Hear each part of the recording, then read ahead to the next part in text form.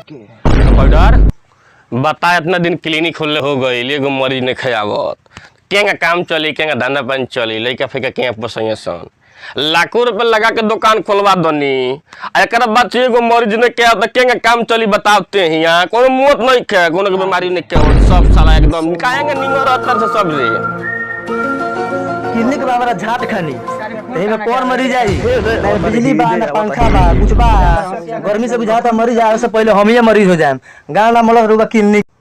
कहे इतना परेशान बाड़े इतना परेशान मत हो भगवान बाड़े कुछ ना कुछ जरूर भेजी अरे कौनो को तो बीमारी हो इतना गबड़ो तो क्या काम चली सीख जेबे सुई लगा कभी नहीं जल लेते सीख जेबे गबड़ो मत ठीक ना तो लाड़ घर माता खाली राजा काला साड़ी लई हो कमर में छिप जाए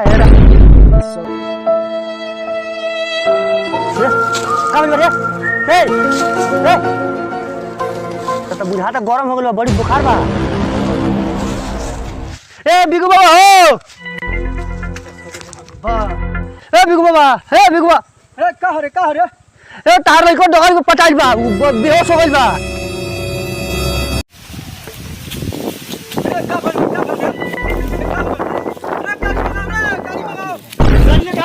ए चलो गाड़ी ले ले उधर लगा ले साथ में कौन हॉस्पिटल में ले चलो ए ये बंगलिया में ले चलो मत सुनाई ना हम बंगलिया में ना जाए बंगलिया में ना जाए कब कहां जाबे रे हम जाए बड़का हॉस्पिटल में जहाँ सूते के बेड मिलेला देखे के टीवी मिलेला सूते के बेड मिलेला पैसा झाट ना आ सुतियन बेड पर ले चलो जब बंगलिया क्लब हो जब ना मुझे छोड़ो ना मुझे ना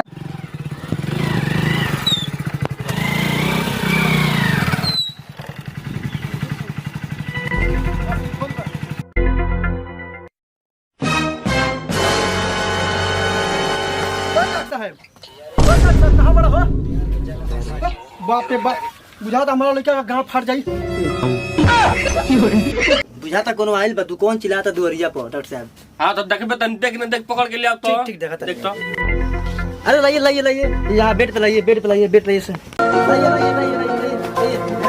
पे लाइए डॉक्टर साहब अरे देखिए एकरा का होइला चलो बड़ा एने लेके आओ तब मुंह देख के बो तो वे पहले कहे चाहिए जान रहे पर या सुतवा देनी हां लेके जाओ चल हो तनी ले जाओ तू ये ना बता मुंह हटा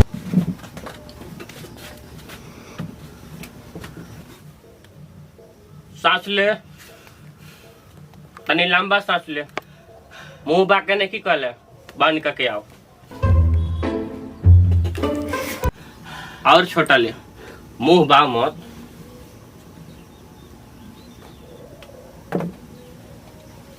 कितना दिन से तोर बीमारी भइल बा 3 दिन से तो 3 दिन से भइल बा त गाँव ले मुंह खोल ना दुखाई ना रे सुई ना हो याला हुई भाला तोड़े हो पता नहीं मुंह बा कितना बुखार बा रे देखबे कितना बुखार बटे हमारा का झाट सिखैले बानी कितना हम केगा देखी बुझाता 101 डिग्री बाटे एक से अरे बाप रे बाप इतना दिन का रहलो अरे बाप रे बाप लड़का के मुआ दिए से देखता नहीं हम जे एकर जिंदगी खराब होई जिंदगी अरे बाप रे बाप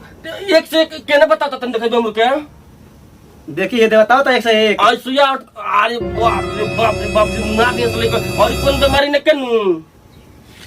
बवासीर ने केन तोरा दोसर बीमारी पूछे त नहीं रहूगा झाट चेक करनी हां एक सुई लगाओ तो लगाओ सुई इनकर के बीमारी इनकर ठीक कर सुई हम खाली ए में दवा भर देता नहीं और रउआ लगा दी ना तो हम हड्डी में घोप देनी हड्डी में घोप देबे अभी लेने की सिखले एको को सुई जाए तो ना लगानी हो अच्छा दे वही लगा दी एकर गार्जियन के बा भाई हां बताई एकर के पेट कुनिया कर कुनिया हां सुई लागी ना हमरा सुई ना लागी ए लगवा ले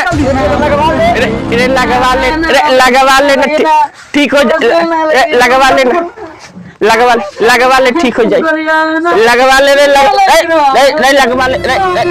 लगवा ले ठीक हो जाए रे बस ठीक हो बस 2 मिनट हो गए मिला दो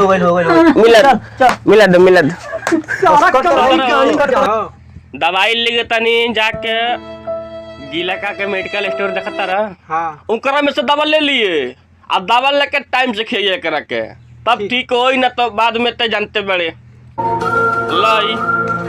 आज 25 लो दवा लिया लिया सुइया लगनी ओकरा बाद ई तो औरी ठिमलाता सुइया लगवानी ओकरा बाद और ठिमलाता देखा तनी केंगे एकर भइल जते एकर जिंदगी खराब होई का रे कंपाउंडर हाँ कौन दवा भरले रे हमरा क्या मालूम बा कौन दवाई होई जे रखल रहल हम भर दनी है दवाई तो तोरा के बुखार के हम कनी नहीं भरे के भरा गेल बा ते तो भर दिल बड़े बाबा सिर के आज अब का होई रे अब हमारा लड़का के खाली होगे वाला चीज के लगैले बड़ा सु अब एकनी पे होई मुकदमा आइलो जाइलो जेल बाबू अब चल उठाओ रे बाबू उठा ले या भाग ले ए जैसे आओ रुको हमरा दो